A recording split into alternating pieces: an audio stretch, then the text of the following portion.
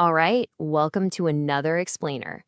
Today, we are pulling back the curtain on one of the most misunderstood, yet absolutely crucial variables in your golf equipment. Seriously, it's a hidden factor that can make or break your game, and it's something the pros obsess over. Okay, let's get right into it. We've all been there, right? You drop some serious cash on a brand new set of irons, maybe a wedge, and you're just convinced they're going to be the answer. But something is just off. You can't seem to find the center of the club face, and the whole thing just feels kind of awkward in your hands. Well, guess what? The problem might not be your swing. And check this out. This really puts it into perspective. For a player like Rory McIlroy, a tiny, almost unnoticeable adjustment to his putter's balance, its swing weight, was a key piece of the puzzle to winning major championships.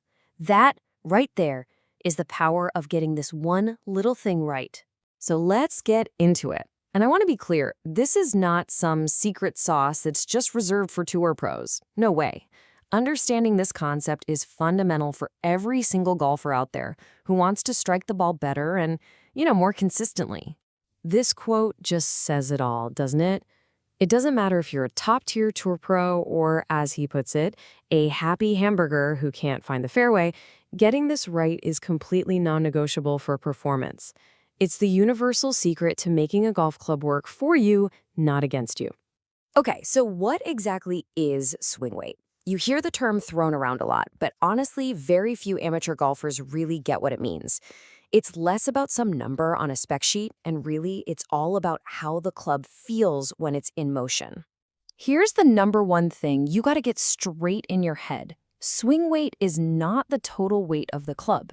It's a measurement of its balance point. It just tells you how head-heavy the club feels when you swing it, and it's all measured on this specific letter and number scale. Let's break this down even more. So, total weight, that's simple. It's the raw mass of the whole club, head, shaft, grip, the whole shebang. But swing weight is all about where that mass is located.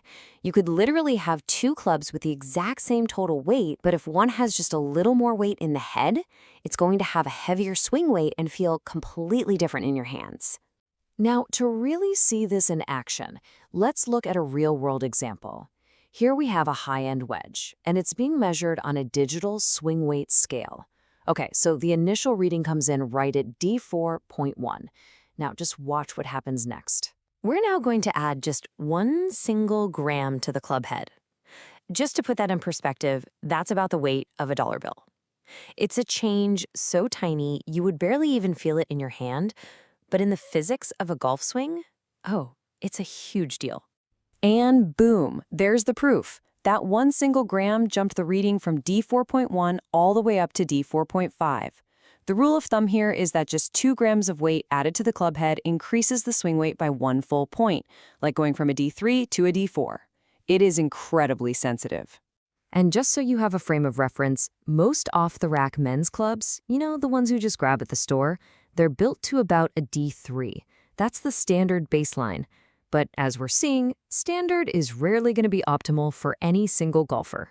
So how do the pros get this so right? Let's go inside the workshop. Tour fitters, they don't guess. They use this super meticulous process to dial in these numbers perfectly, and it's called a dry build. The process is just incredibly precise. I mean, they take the club completely apart, they clean every single surface to remove any variables, and then they test fit the components with these tiny little tip weights to hit an exact number.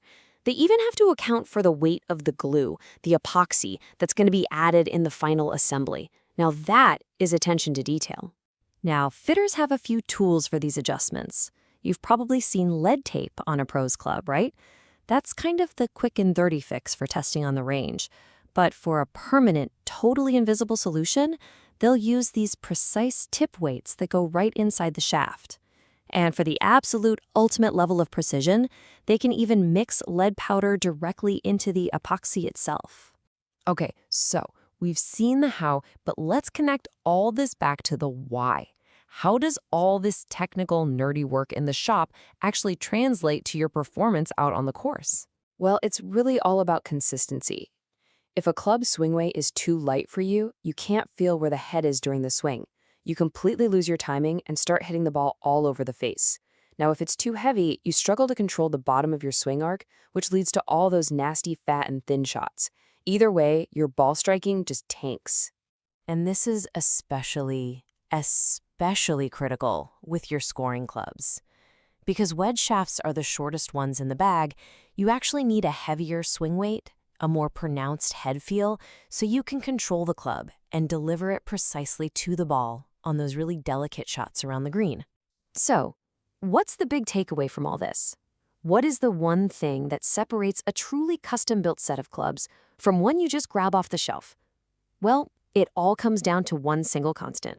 And there it is. The single biggest difference between an amateur fitting and a professional tour fitting is this obsession with matching swing weights perfectly across an entire set. It's the unifying thread that makes sure every club, from your long irons all the way down to your wedges, feels consistent, and that lets you make the same confident swing time and time again. You see, in the end, feel isn't just some vague preference. It's a measurable specification that literally dictates your performance. Paying attention to swing weight could be the single most effective equipment change you ever make. But once you have this dialed in, it does make you wonder, right? What other secrets are hiding in your bag?